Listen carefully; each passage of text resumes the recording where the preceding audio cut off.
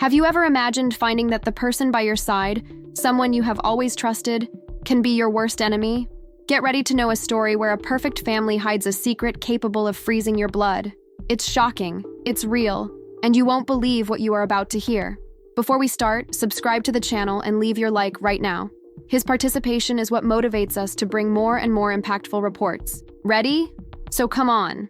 This is a narrative based on Dona Rosa's life, a family that, at first glance, remembered those perfect images that we see in breakfast advertising: the always kind husband, the charming daughter, the impeccably organized house. But if you pulled the curtains and watched carefully, you would discover a macabre web unfolding in silence. What creepy mystery could dwell among these framed smiles in family photographs? Dona Rosa's account is a disturbing reminder. Not everything is what it seems. For a moment, think of the person who is most important to you, who places all your trust. Now take a break and reflect. Do you really know everything about it? Would they place their lives in the hands of that person without hesitation? Are you really sure you know each of your motivations, your deepest desires, your darkest secrets? Dona Rosa's story will make you question every security you think you have about relationships. Before we continue, subscribe here to the channel if not subscribed yet. Also leave your like of confidence. Your support is critical for us to be encouraged to bring more exciting stories, especially those that involve our dear elderly and their life experiences. Oh honey, let me tell you straight, says Dona Rosa. From a girl, I've always had a huge ease with numbers. To this day, I don't understand where this gift came from, but if they asked me to add something, I would go with my head at the same moment. While my little friends in the neighborhood had fun of peak morning or ball, I kept adding the coins of my father's vendimia just to pass the time. If they needed help with change, it was to myself. I answered even before I thought, as if it were a natural reflection. My father, his Jorge, was laughing out and was commenting on, "My daughter has a sharp head like a razor." When Dona Rosa finished the school, she was not long before she arranged her first job at a local bank. She was hired for the cashier, thanks to her reputation for good with accounts. At that time, working on a bank was very serious. Any deposit or withdrawal had to be carefully registered by hand, with everything noted in chips that then went to huge files. The attention had to be redoubled. Even so, Dona Rosa displayed a sparkle in her eyes. She spent the day doing what she liked most, dealing with numbers. Her family members were proud, saying she had found the ideal place to exercise her natural talent. It was precisely in these early years of work that she met Claudio, a nice and charm boy. The connection between the two was immediate. In a short time, they were dating. The passion was overwhelming, and even before she could realize, they were already married. Soon came the daughter, Ana Clara, to complete that union. It was born so beautiful and healthy that it looked like an angel, recalls Dona Rosa with a nostalgic smile. And I knew I needed to keep working, because there were more little mouths to feed. Having a child is a huge joy, but it also requires financial responsibility. And so the busy routine began. Rosa worked on the bank during the day and unfolded to take care of Ana Clara at night. Were it not for the help of Dona Rosa's mother, Dona Rita, she probably wouldn't have realized. Dona Rita, even taking those typical mother of mother, "My daughter, I don't need any money, I'm your mother," accepted a small amount for daily help in the creation of Ana Clara. "Ah, but she was vain that only," jokes Rosa. "Every week I was in the beauty salon doing my nails and fixing my hair. I knew that money I insisted on giving, she spent right there, with the care she loved so much." As time went on, the binding of Rose with work solidified. She arrived at the bank before the other employees, learned everything she could, and tried to be helpful. So it was not long before you could get your boss's confidence. It was a day that the manager called me to talk. He said I would take the way to deal with the bank's VIP accounts, including customers with large investment. That made me nervous, but also excited. The position meant salary and status increase, but also came with more responsibility. Rosa agreed, mainly because she was able to negotiate so as not to increase her workload. The new position would allow her to follow Ana Clara without being absent longer than she was already. It was in this context of professional ascension that Rosa realized a subtle change in Claudio. He worked in a small ordering company, but the business wasn't going well. His salary had fallen to almost a third of mine, he explains, and I, to avoid embarrassment, didn't touch the subject much. He thought that if he was talking, he would be passing his face. I never wanted that. But despite the effort to maintain harmony, problems were emerging. There was the night Claudio arrived asking for extra money. He had toasted the whole salary, in a bar table, I believe, with friends. When he opened his mouth to justify himself, he said, "Honey, I paid some staff accounts at the bar. I was smooth and now I don't even have it for the bus. Can you lend me? I swallowed hard. What was going to say to my daughter's father? Stay angry? Scream? Or help? We are a mother unfold to avoid fights in front of their son, so I swallowed the frog. However, not everything was about annoyance. Claudio also had his very loving son, remembers Rosa, with a slight smile of longing. He was a dedicated father. He lived inventing play with Ana Clara, taking stock in the backyard, telling stories of pirate and princess. On Saturdays, I was usually surprised. One day said, "Rosa, today you rest. You can go to the salon, go out, see your friends. Ana Clara and I will be kidding and let's work in the house later." It was such a kind gesture. I even surprised. It was on this day that Dona Rosa, for the first time in a long time, took a break for herself. She took the opportunity to go to Dona Lucia's hall, which was nearby. I remember washing my hair, cut my ends, and left there feeling renewed, he recalls, smiling. We spent almost all afternoon talking about news from the neighborhood and the neighborhood. You know, beauty salon is a place where gossip spread as fast as lightning, so I always enjoyed being open ears, but not to mention much of my life. When he finished, Dona Lucia asked if Rosa wanted to take the opportunity to do her nails. Rose bumped into.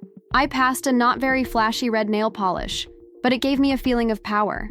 Leaving the salon, Dona Rosa still passed the vendimia near the house to buy fresh fruits, took hair ties to Ana Clara, and finally fulfilled the promise she had made to her daughter, and brought some fresh cheese rolls from a famous bakery.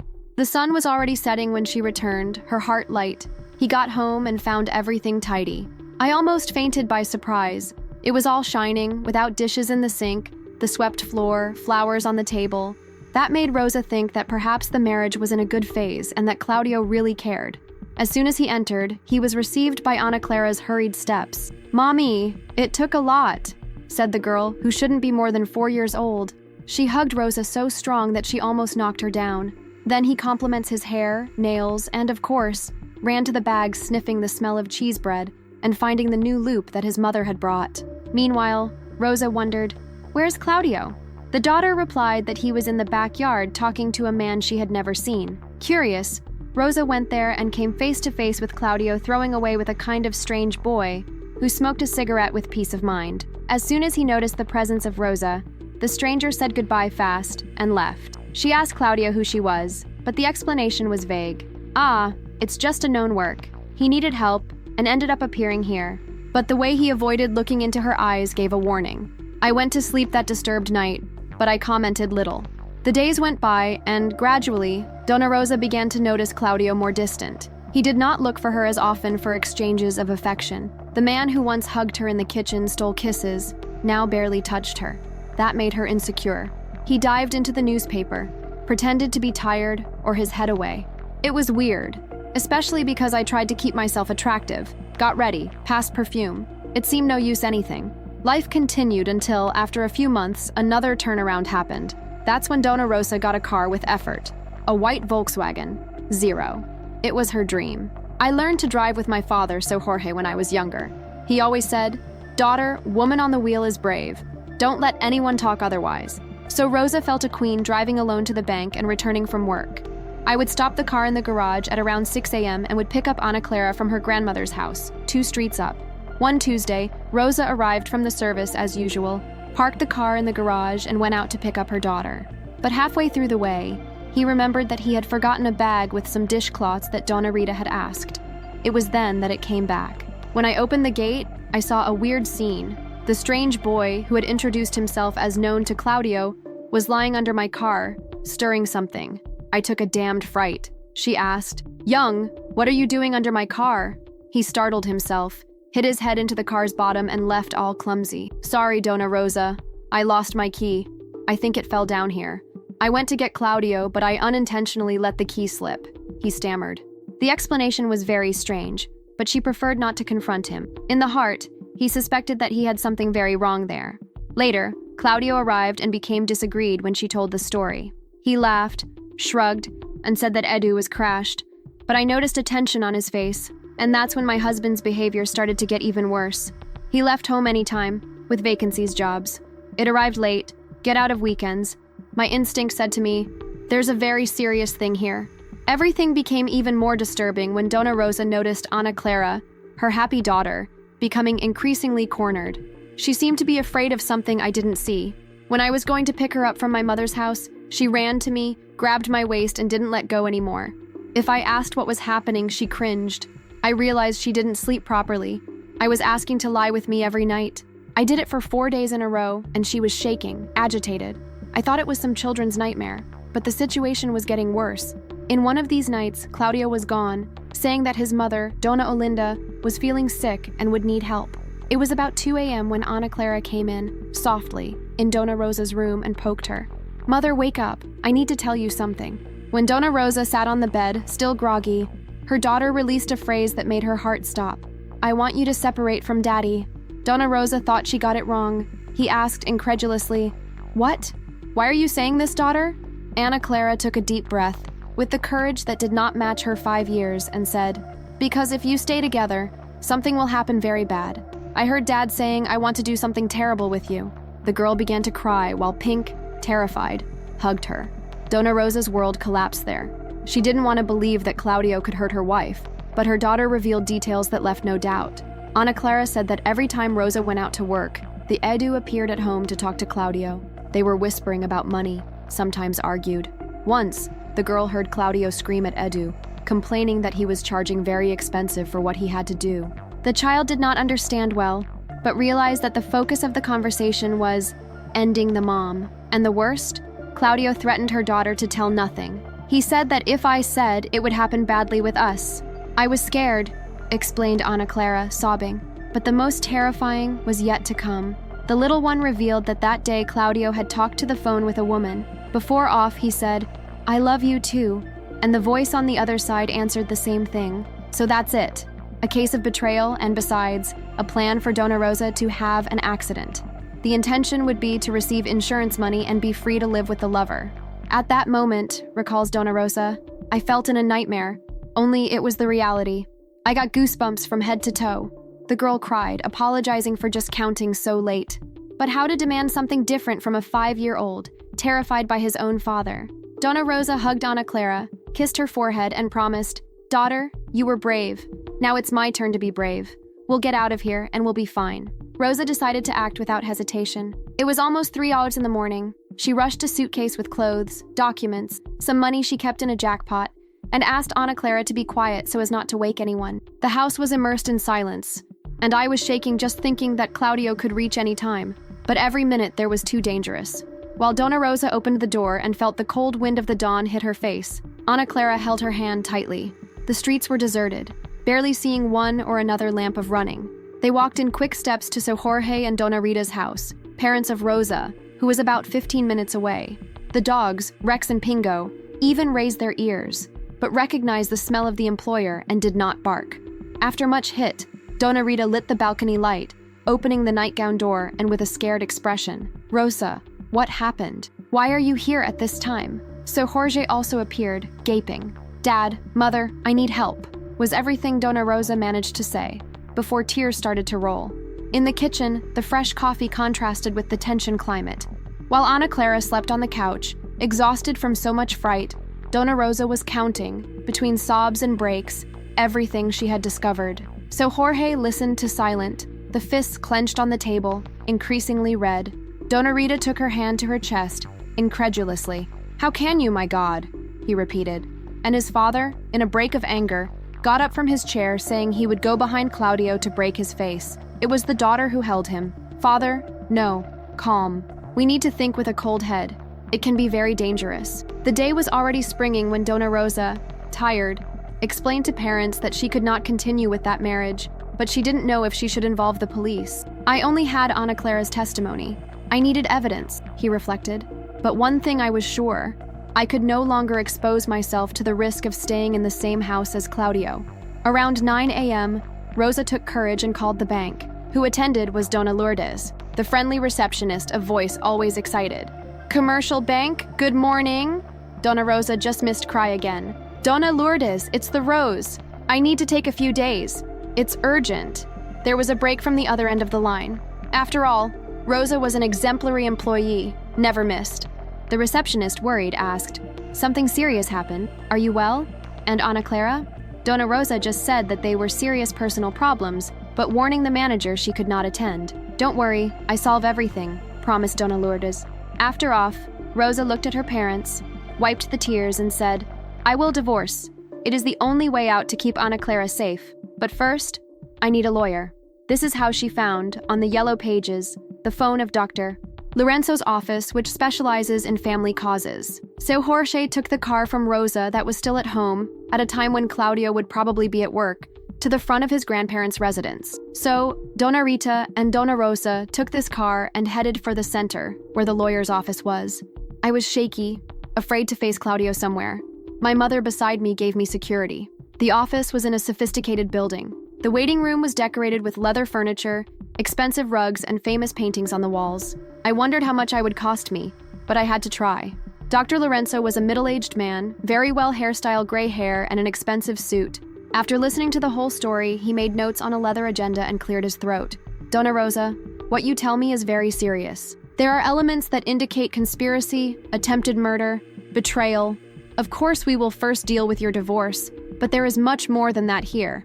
Rosa explained that she had no proof other than her daughter's account, who had discovered everything on calls and conversations she heard. The lawyer reassured her, "We have a specialized team. Let's investigate. We can request records of telephone calls, bank movements. You should not risk following your husband or recording conversations as it may be illegal. Leave with us. Just record in a diary each event, every strange excuse, every doubtful behavior. We will set up a dossier." That conversation gave Dona Rosa a new mood. When leaving, the lawyer's account would certainly be high, but it was the price not to live under the threat of those who supposedly planned to kill her. In the following days, Rosa did exactly what the doctor recommended. He wrote down, and in a week, the office itself sent someone to get that diary. They also asked questions to potential witnesses, including neighbors who had already seen Edu prowling Dona Rosa's house. After about 10 days, the phone of Rosa's parents' house rang. It was Dr. Lorenzo asking her to attend the office. She was, again accompanied by her mother, nervous as the first time. The lawyer was serious, with a bulky paste on the table. "Dona Rosa, our team discovered more than we expected," he announced. "We were able to get testimonials and documents that confirm the worst suspicion. There was really a plan to sabotage your car. The goal was for you to have an accident and, well, it would result in life insurance from which Claudio would be the beneficiary." Rosa lost her breath. He felt a vertigo. He had to hold on to the chair.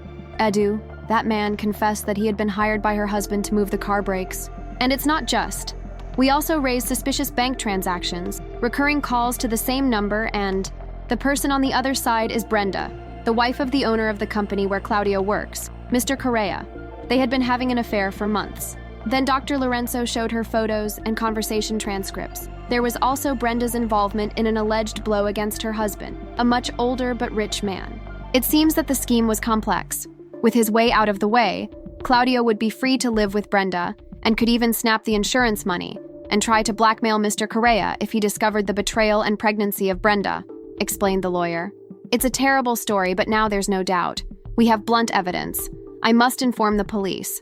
Your Claudio and everyone involved must respond criminally." When the police were fired, it was not long to act. The next day, they arrived by surprise to the company where Claudio worked. The scene was worthy of a soap opera. The police, when they met him, gave immediate imprisonment, citing attempted murder, fraud, and conspiracy. Claudio tried to argue that it was all a misunderstanding, but there was no escape. Worse, Mr. Correa, the elderly businessman who was at the scene, listened to the accusations against his wife and suffered a fulminating attack of the heart, died on his way to the hospital. Brenda was also arrested. At that moment, she already displayed a large pregnancy belly. He raged and tried to move the police, claiming that he was pregnant and could not be arrested. It was no use. As for Edu, the executor of the plan to sabotage the car of Rosa, tried to hide at his sister's house. It was found 2 days later, under the bed. "It looked like a Pastelone scene," says Rosa. Meanwhile, the press repercussion was huge. Local newspapers and televisions released the most sensational headlines. Husband plans the death of his wife for life insurance. Deadly betrayal takes mogul to the heart attack. Dona Rosa's name was everywhere, and she felt a mix of shame and relief. Time passed, and the trial came. Brenda appeared in a belly, cried, asked the judge. Claudio tried to say that he was sorry, that it was all a great mistake, but the technical report, the telephone transcriptions, and the confessions of Edu were irrefutable. Claudio and Brenda took 15 years in prison each. Edu, for cooperating with investigations, took 8 years. The judge was severe, did not relieve sentence. Brenda's baby was born inside the prison and was then handed over to her family. I never knew if that baby was really Ana Clara's brother. I was no longer headed to investigate anything else at this point, says Dona Rosa. She was able to formalize divorce. He also asked for a protective measure to ensure that Claudio would not approach her or her daughter. But life was not easy. His face was stamped everywhere, and on the bench had no mood to continue. Even making a deal, Rosa lost financially. He had to start over, with the help of his parents. I rented my house, with the rent paid the financing, and went to live with Mom and Dad. Just thinking about my old residence, I was bad. I remembered Claudio. Ana Clara, so small, showed signs of deep trauma, recurring nightmares, fear of being alone. Gradually, Dona Rosa tried to provide happy moments. Every weekend they went to the park or the beach. I did everything to have a normal childhood, despite everything. Years later, Rosa started working on her father's sale, reorganizing trade to increase sales. That kept her busy and did well for her head. There was even a lightning relationship with a frequent customer, but it didn't flow. I was too resurfaced to get involved. And when I realized that that guy was looking at Ana Clara in a strange way, I cut soon. I prefer to be alone 1,000 times than putting my daughter at risk. Life followed. A long time later, when Ana Clara was already grown, Dona Rosa heard that Claudio had come out of prison and lived in a shack with her father, her Pedro, who, in turn, was addicted to drink. Do you know that old house, dirty without care? So it is. They said that Claudio was thin, sick, aimlessly. One day, in fact, he appeared at the door of his Jorge's sale, where Dona Rosa was. Wow. He was in a deplorable state, dirty, smell of alcohol. He cried for forgiveness. He said he had regretted everything. Look, as angry as I had, see someone like that moved me. So I said I forgave him, but I didn't want to resume any wedding, of course. Ana Clara, as a teenager, began to visit her father. Against Rosa's desire, her daughter claimed that Claudio was, after all, her father. She went there, took care of him, bought medicines. I wondered if she didn't remember what he had done, but she replied that she forgiven, and forgiving is not to forget, but to stop carrying hatred. Time flew. Ana Clara married Sergio and went to live in the house that Dona Rosa had bought years earlier, which had been the scene of so many nightmares. Claudio, increasingly depressed and sick, ended up living with his daughter and son-in-law because he had nowhere to go. It was strange to visit my daughter and face him there, old and fragile, sitting in the armchair, coughing and shaking. But Ana Clara was of an admirable kindness. She took care of her father with zeal, bathing, taking to the doctor, giving food. I asked her several times if she wasn't painful, and she said, "Mom, he made a mistake, but it's my father. Today he is no longer the man who has hurt him. He depends on me to survive." Over the years, Claudio was languishing. He died one night after calling for Rosa. When I arrived, he could barely open his eyes, asked for forgiveness again. He passed away holding my hand. She remembers, her voice embargoed. Strange as it may be, I felt a squeeze in my heart. It was my daughter's father. At the wake, it appeared who had not seen the family had decades, people who heard the case and did not believe. There was even those who criticized Ana Clara for taking care of a father who had almost orphaned her. But who are we to judge each other's heart? She said she didn't want to carry a grudge for the rest of her life, and I understand that now. The anger ages us inside. Today, Dona Rosa is 64 years old, and remembering everything, says that if her story is a warning to someone, she will be satisfied. Not everything is what it seems. You can have the life you have dreamed until you realize that the people with whom the ceiling may have disturbing interests and secrets. Therefore, taking care of what is ours and those we love is paramount, and trusting blindly is a risk. And now, my love, after listening to this trajectory of pain, conflicts, but also of overcoming, I ask you, what would you do instead of Dona Rosa? Would it have left home early? Called the police in the first distrust? Count here in the comments. And if you stayed here, write in the comments the biblical passage that is in Philippians. I can do everything in him who strengthens me. Seeing this phrase, I will know that you have come to the end of this account and send you a heart of gratitude. Also take the opportunity to click on subscribe and leave your like if you haven't done it yet. Your participation is very valuable for us to continue bringing reports full of emotion, especially those lived by our dear grandparents or the older people who carry so much life experience. Thank you so much for listening to me here. Stay with God and, if desired, choose another story of the channel to watch right now.